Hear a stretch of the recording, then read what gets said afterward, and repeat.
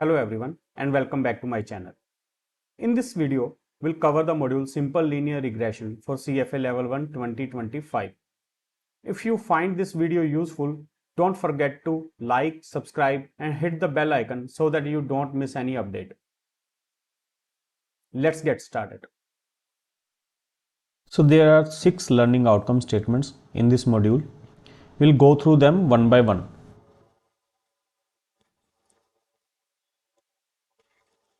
Describe a simple linear regression model. How the least squares criteria is used to estimate regression coefficients and the interpretation of these coefficients. So first of all, let's understand what's a simple linear regression. It is a mathematical process to determine how the variation in one variable can explain the variation in another variable. For example, suppose you are determining the relationship of stock price with the profits generated by the company.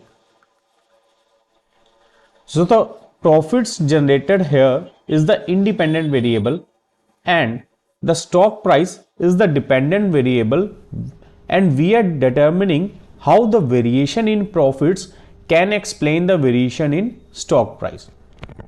So the variable we wish to explain is called the dependent variable, and the variable that we use to explain the dependent variable is called the independent variable.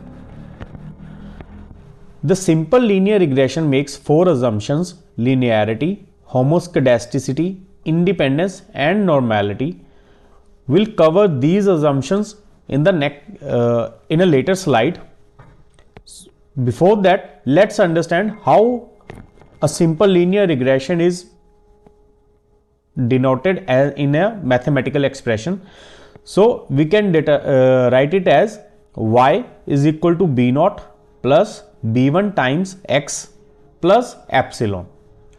Here the dependent variable is equal to the intercept, that is b naught, plus a slope coefficient b1 multiplied by the independent variable x plus an error term epsilon. The error term represents the difference between the observed value of y, that is the value that we observed, and the value that was expected, the expected value from this relation and the observed value.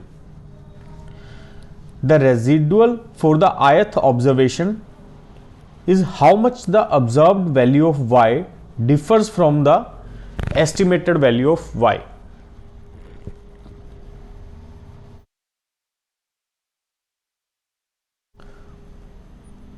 So the residual y ei is equal to the observed value of y minus the expected value of y. This is also called as the regressed value, the value that we get from the regression equation. Now, to fit the line, that means to find the relation that is very close to the actual relation, we need to minimize the sum of the squared residuals, which is also known as the sum of square error. So what is the sum of square error? It's simply the sum of squares of the errors, that means the observed value of y minus the expected value of y. So you find the difference for each observation, so you square it and then you add these squares. So that is called your sum of squares error. Now how do we calculate the intercept and slope from the yx pairs of observation? The slope is basically the ratio of covariance of y and x to the variance of x. That means b1 is equal to the covariance of yx divided by the variance of x. The variance of y and x is equal to this formula, and the variance of x is found by this formula. So when you divide these two, n minus 1 is a common term, so you are left with this formula. So this is your slope of the regression equation. Now once you estimate the slope, we can estimate the intercept using the mean values of y and the mean values of x. We had this relation y is equal to b0 plus b1 times x. Now you know the value of y and x and also the slope value, so you can find the intercept using this formula. Now say if the covariance is positive, that means if x goes up, y also goes up, so that in that case your covariance will be positive. In that case both the slope and the correlation will be positive. But if the covariance is negative, that means if x is going up, y is going down, or if x is going down, y is going up, so in that case both the slope and the correlation will be negative. How do we interpret the regression coefficients? The intercept is basically the value of the dependent variable if the value of the independent variable is 0. We have this equation b0 plus b1 x. Now the intercept is the value of y if the value of independent variable, that means the x, is 0. So that's your intercept. And the slope is the change in the dependent variable for a 1 unit change in the independent variable. If the slope is positive, then the change in the independent variable and that of the dependent variable will be in the same direction. But if the slope is negative, the change in the independent variable will be that of opposite to the dependent variable. Now let's understand the cross-sectional versus the time series regressions. A cross-sectional regression involves many observations of x and y for the same time period. These observations could come from different companies. That means you are regressing the values of different companies, different asset classes or investment funds, but these values are from the same time period. And the time series data, it involves many observations from different time periods but for the same company or the same asset class. Let's say you're concerned about the relationship between the stock price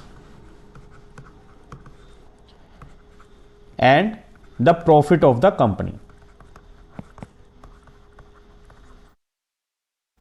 So if you take data for different companies for the same time period, let's say you take data for FY23 to 24, but for different companies, in that case you are conducting the regression on cross-sectional data. But if you are taking the data for a single company, let's say you are taking data on Walmart, but for FY2020 from FY 2020 to FY 2024, in this case you are taking data for the same company but for the different time periods. So in this case you are using the time series data. So that will be called as a time series regression. Explain the assumptions underlying the simple linear regression model and describe how residuals and residual plots indicate if these assumptions may have been violated. So there are 4 key assumptions. The first one is linearity. This assumption says that the relationship between the dependent variable y and the independent variable x is linear. If the relationship is non-linear, estimating that relation with a simple linear regression model will produce invalid results. Because see, if the relation itself is not linear, how can we use a simple linear regression model to estimate the relationship? The model will be biased because it will either under or overestimate the dependent variable at certain points. Let's say this is our example. Clearly we can see that the relationship is not linear in this case, but if we are using a linear regression model to estimate the relationship, sometimes we'll underestimate the value and sometimes we'll overestimate the value. The second assumption is homoscedasticity. The homoscedasticity means that the variance of the regression residuals is the same for all observations. If the residuals are not homoscedastic, that means the variance of the residuals differs across observations, then we can refer to this as heteroscedasticity. Now consider this example. Up to year 8, the residuals are bound by 0.2% lines both on the upside and on the downside, but after year 8 the residuals start increasing much more. That means now you are bound by 0.8% line on the upside and the downside. So in this case we can clearly see that a certain regime change has happened after year 8. So if we take data for the complete data set, that means from year 1 to year 16, the data will be heteroscedastic. That means we cannot use all such data to estimate the relationship. Independence. Independence basically means that the observations of x and y from one time period to another are independent of one another. But if the observations are not independent, then in that case the residuals will be correlated. That means for a particular time period the residual will be in a certain different range, and for other time periods the residuals will be in a different range.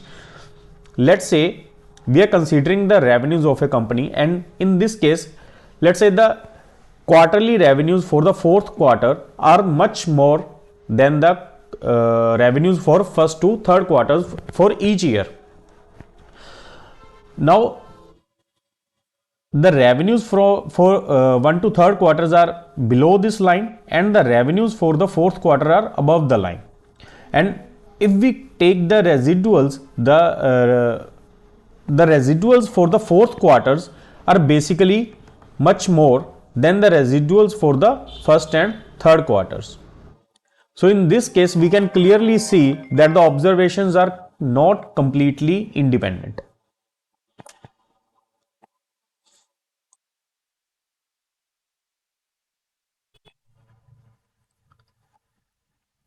The fourth assumption is normality.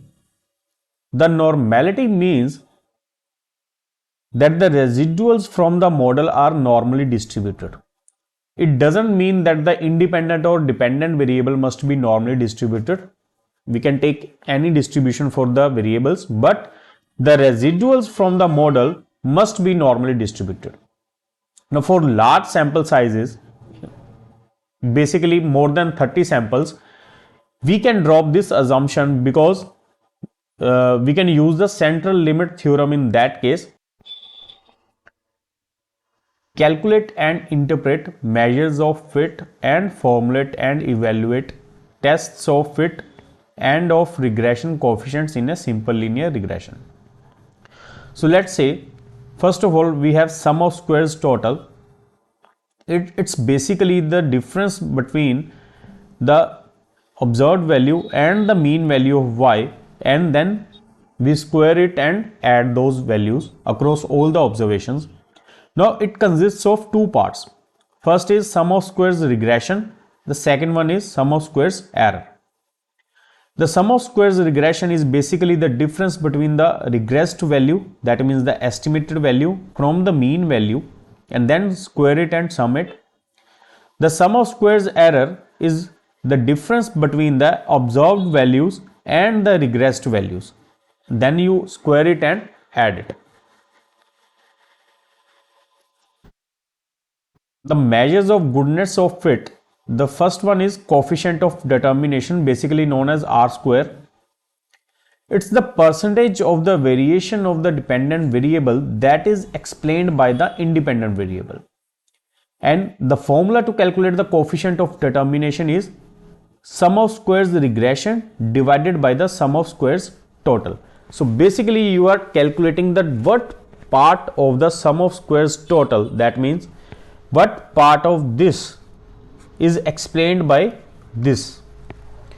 If R square is very high, that means it's in the range of 90 to 95%. That means your regression model is very accurate and it explains almost all of the errors.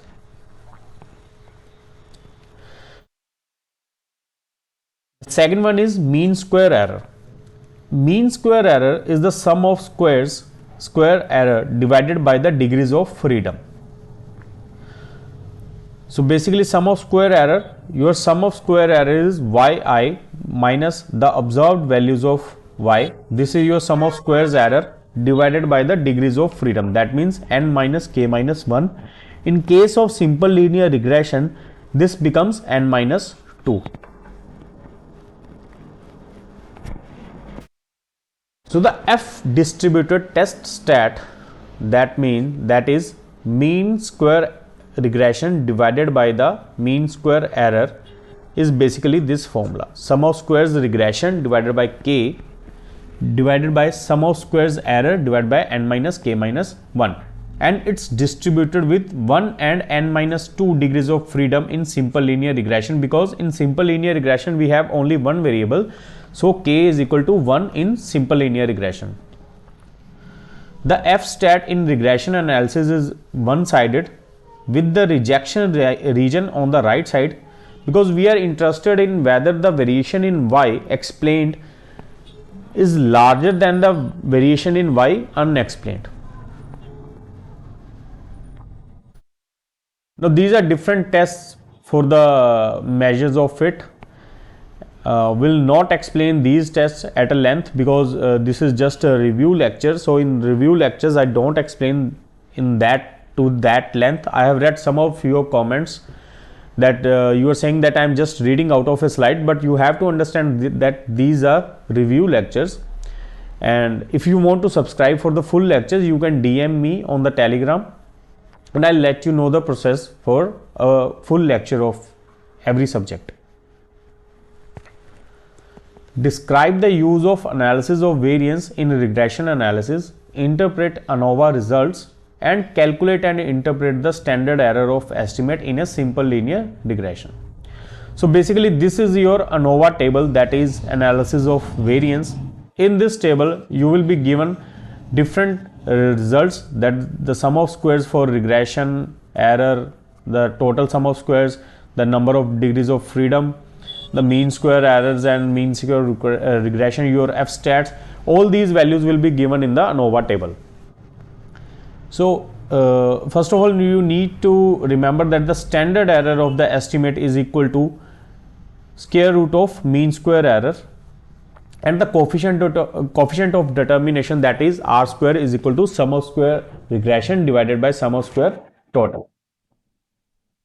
So the standard error of estimate is the measure of the distance between the observed values of the dependent variable and those predicted from the estimated regression. That means the difference between the observed values and the expected values. That means the predicted values. So the smaller the standard error, the better the fit of the model. The F-stat tests whether all the slope coefficients in a linear regression are equal to 0. If the F-stat value is greater than the critical value, we reject the null hypothesis that slope coefficients are equal to 0.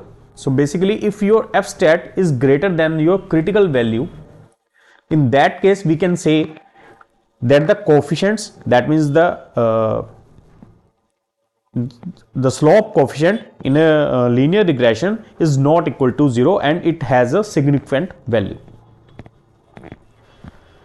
Calculate and interpret the predicted value for the dependent variable and a prediction interval for it, given an estimated linear regression model and a value for the independent variable.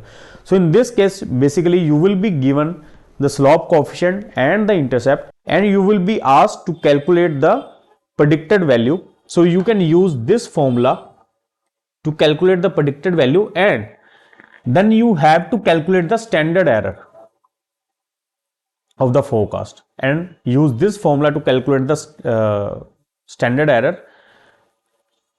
This standard error depends upon the standard error of the estimate, number of observations, the forecasted value of the independent variable which will be given, and its deviation from the estimated mean. The variation of the independent variable, that is this.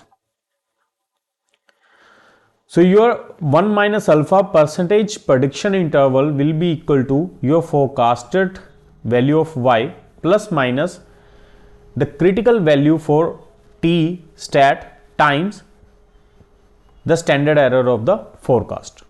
So these are the steps that you need to follow to calculate the interval. Describe different functional forms of simple linear regression. So there are some transformations which we can use to to transform either the independent or the dependent variable, so that the resulting relationship is in the linear form. So the first transformation is log-lin model. That means your dependent variable is in the log form and the independent variable is in the linear form. The lin-log model, that means your dependent variable is in the linear form and your independent variable is in the log form. And the log-log model, that means both the independent and the dependent variables are in the log form. Now, how do we determine that we need to select which form is correct for us? The key to fitting the appropriate functional form of a simple linear regression is examining the goodness of fit. The goodness of fit measures, that means the coefficient of determination, the R square, the F stat, and the standard error of the estimate, because all these measures will tell you that what relationship you should use. If your calculated R square is in the satisfactory range, then you will get to know that yes, this functional form is correct for me to use in this particular case. So this is it for this module. I'll see you in the next video where we'll cover the subject financial statement analysis for CFA Level 1 2025. Thank you very much.